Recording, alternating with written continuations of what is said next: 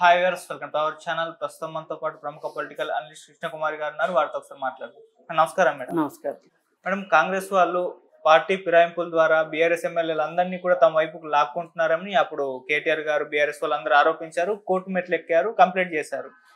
అయితే ఆ కేసు నడుస్తూ ఉండగా ఇప్పుడు హైకోర్టు దీనిపై రియాక్ట్ అయిపోయింది. స్పీకర్కే వదిలేస్తున్నాం, అనర్హత వేటు వెయ్యాలా లేదా అన్నది చెప్పేసింది.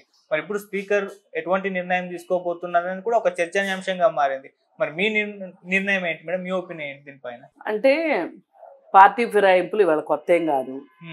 అదేదో కాంగ్రెస్ పార్టీ ఇప్పుడు అధికారంలోకి వచ్చాకే ఈ మంత్రాన్ని తంత్రాన్ని కనిపెట్టింది అని అనుకోవడం చాలా తప్పు.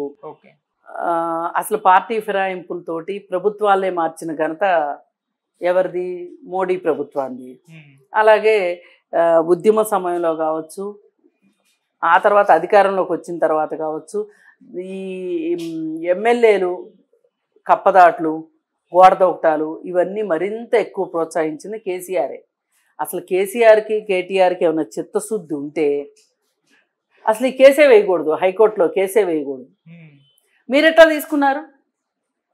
మీరు తీసుకోకూడదుగా. మీరు చేసిన పని ఇంకొకరు చేస్తే తప్పెట్లా అవుతుంది? మీరు చేస్తే ఒప్పెట్లా అవుతుంది? అదేమంటే ఏం చెప్పను, పార్టీలో 2/3 వచ్చేసారు కాబట్టి విలీనం జరిగింది అని చెప్తున్నారు. అదైనా తప్పేగా. అది ఎవరు చేసినా తప్పే. చంద్రబాబు నాయుడు చేసినా తప్పే, కాంగ్రెస్ వాళ్ళు చేసినా తప్పే, తెలుగుదేశం వాళ్ళు, టీఆర్ఎస్ వాళ్ళు చేసినా, బీజేపీ వాళ్ళు చేసినా, ఎవరు చేసినా తప్పే. ఇంకా ఈ విషయంలో అందరినీ ఒకే కాట కట్టాల్సిందే, అందరికీ రచ్చబండ పెట్టవలసిందే. ఈ విషయంలో మీకు ఆ మాత్రం ప్రజల మనోభావాల మీద, ప్రజల ఇష్టాయిష్టాల మీద, వాళ్ళ ఏమంటారు, వాళ్ళ ఎన్నిక మీద మీకు ఇంత చులకనా? ఇప్పుడు ఒక మనిషిని నిర్ణయం తప్పు అంటే ఎక్కడ దాకా వెళ్తుంది? అది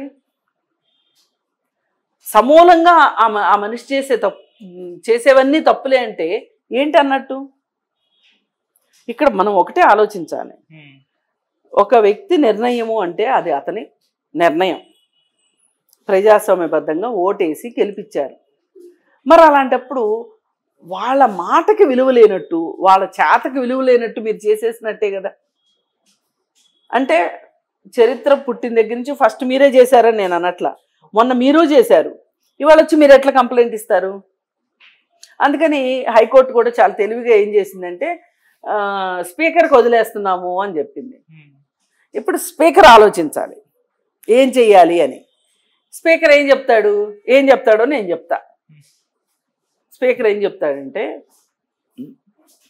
నాయనా మీరు 2014లో చేసింది ఏంటి, 2019లో చేసింది ఏంటి, మీరు చేస్తే రైటు, మేము చేస్తే తప్ప,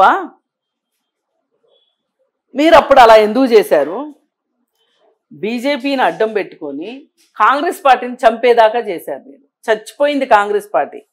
ఆ తర్వాత మీరు చేసిన వెధవ పనుల వల్ల మేము ఏదో బతికి బట్టగట్టి మళ్ళీ జనజీవన స్రవంతిలోకి వచ్చి మా పార్టీ ఉనికిని పెంచుకుంటూ వెళ్ళి అధికారంలోకి రాగలగటానికి మా తెల ప్రాణం తోక్కొచ్చింది. మేము చాలా కష్టపడ్డాం. మరి ఇంత ప్రాసెస్ జరిగిన తర్వాత నువ్వు ఈరోజు వచ్చి ఫిరాయింపులు తప్పు అంటున్నావు. అసలు మరి నువ్వు నేర్పిన విజయే నీరజాసి యక్షణ అని చెప్పి ఒక పద్యం ఉంది. మరి దాని ప్రకారంగా చూసుకుంటే ఎవరు శిక్షార్హులు అవుతారు? ఇక్కడ మీరు కదా శిక్షార్హులు అవుతారు, టీఆర్ఎస్ వాళ్ళు. అందుకని ఒక మాట ఉంది. ఒకసారి పురాణాల్లో ఒక పురాణంలో ఒక పెద్ద మహర్షి అంటే దేవుడి భక్తుడు అనుకోండి. ఆయన కొడుకు చనిపోతాడు. కొడుకు చనిపోతే ఆ తల్లి ఏడుస్తూ ఉంటుంది, నా కొడుకు నాకు కావాల్సిందే, నా కొడుకు నాకు కావాల్సిందే అని.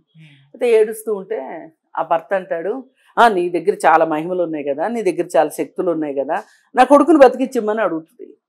అడిగితే ఓ పని చెయ్యి, నాకు ఆవాలు కావాలి, తీసుకొని రా. కానీ ఏ ఇంట్లో తీసుకొస్తావంటే, ఏ ఇంట్లో అయితే చావు లేదో ఆ ఇంట్లో ఆవాలు 5 ఇళ్లలో ఆవాలు తీసుకుని రావాలి అంటాడు.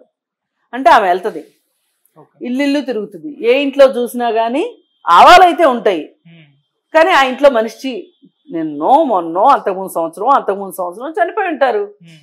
అప్పుడు ఆమెకు అర్థమవుతుంది మరణం అనేది ప్రతి ఒక్కళ్ళకి తప్పదు కావాల్సు, తథ్యం కావాల్సు. అలాగే నా కొడుకు చచ్చిపోయాడు అంతే, దీనికి నేను దేవుణ్ణి నా భర్తనో నన్నో నిందించుకుంటే ఉపయోగం లేదు అనుకుంటుంది. అట్లాగే ఈ విషయం ఎట్లా అంటే గొంగట్లో తింటా ఎంట్రుకలు ఏరుకుని తిన్నట్లు. ఎవరు ఫిరాయింపులకు వెళ్ళలేదు చెప్పండి, ఎవరు వెళ్ళలేదు. కాకపోతే ఎప్పటికప్పుడు ఎవరి పార్టీలో నుంచి వెళ్ళిపోతే వాళ్ళు ఏడుస్తూ ఉంటారు. అంతకుముందు సంవత్సరం వాళ్ళే తీసుకొచ్చి పెట్టేసుకుంటారు. అంటే దానికి వాళ్ళు ఏం చెప్తారంటే మేము ప్రజాసేవ చేయాలనుకున్నాం, మేము ప్రజాసేవ ఎట్లా చేస్తామో అధికారంలో ఉంటేనే కదా, మేము ఏం చేసినా ప్రజల కోసమే అని ప్రజల మీద నెట్టేస్తారు మళ్ళీ. అది కదా. అందుకని చెప్పి ఇప్పుడు స్పీకర్ ఏం చెప్తారు అని మీరు అడుగుతున్నారు. స్పీకర్ ఖచ్చితంగా ప్రభుత్వం ఏం చెప్పమంటే అది చెప్తారు. వాళ్ళ ప్రభుత్వం సంక్షేమం వాళ్ళకి కావాలి, అంతే కదా. అందుకని నాకేమి ఇది ఒకవేళ వాళ్ళ పార్టీ వాళ్ళ స్పీకర్ కూడా కాంగ్రెస్ పార్టీకి అనుకూలంగా నిర్ణయం చేస్తే ఎవరేం చేస్తారు? మీరు అయ్యప్ప సొసైటీలో ఇళ్ళు పగలగొట్టి ఇంకోటి చేసి భయపెట్టి ఆ ఎమ్మెల్యేలు లాక్కోలా? తెలుగుదేశం పార్టీ నుంచి ఎంతమంది ఎమ్మెల్యేలను తీసుకున్నారు, కాంగ్రెస్ నుంచి ఎంతమందిని తీసుకున్నారు? అసలు మీరు ఇలాంటి కొంటి పనులు చేస్తున్నారు కాబట్టే కదా మీ దగ్గర ఏగలేక తెలుగుదేశం పార్టీ చాప చుట్టుకొని ఆంధ్రప్రదేశ్కు పారిపోయింది. ఒక రకంగా 10 సంవత్సరాల ఉమ్మడి రాజధాని కూడా వదులుకుని వెళ్ళిపోయారు వాళ్ళు, నువ్వు చేసిన కిరాతకాలకే. ఇంకా నువ్వు మాట్లాడితే ఎట్లా కుదురుతుంది? అందుకని చెప్పి దయచేసి మీరు కాలానికి వదిలిపెట్టండి. ఎప్పుడో మళ్ళీ మీరు బాగా పరిణితి చెందిన తర్వాత మీకు అధికారం వస్తుంది. ఆ వచ్చే వరకు ఎదురు చూడండి, కానీ ఈ ఎదురు చూపులు కూడా ప్రజాస్వామ్యయుతంగా ఉండాలి. ఓకే మేడం, వీళ్ళేమో విలీనం చేసుకున్నాము అంటున్నారు, వీళ్ళేమో పార్టీ ఫిరాయింపుల ద్వారా తీసుకుంటున్నారు అని చెప్పేసి రెండింటి మధ్య భేదం వ్యక్తం చేస్తున్నారు ప్రజల్లో. విలీనము ఫిరాయింపులు అని చెప్పేసి ఏంటి అసలు తేడా? ఏం లేదు, వాళ్ళు అదే కాంగ్రెస్ పార్టీ విలీనం చేసుకుంది అనుకోండి, అది తప్పు అంటది టిఆర్ఎస్. టిఆర్ఎస్ విలీనం చేసుకుంది అనుకోండి, దాని గురించి కాంగ్రెస్ వాళ్ళు నోరెత్తరు. కానీ వాళ్ళిద్దరే ఉమ్మడి ఎజెండా ఏంటి? ఎమ్మెల్యేలు తీసుకోవటం, ఎదురు పార్టీ ఎమ్మెల్యేలతోటి మనం బలం సంపాదించుకోవటం. కాకపోతే ఇప్పుడున్న పరిస్థితుల్లో కాంగ్రెస్కి ఆ దుస్థితి లేదు కాబట్టి, ఒడ్డునుంది కాబట్టి ఏమైనా మాట్లాడుతుంది. వీళ్ళు నీళ్ళల్లో ఉన్నారు కాబట్టి ఏమైనా మాట్లాడతారు. అంతేగాని ఏది ఏమైనా ఇదే తప్పు మీరు చేసి ఉన్నారు.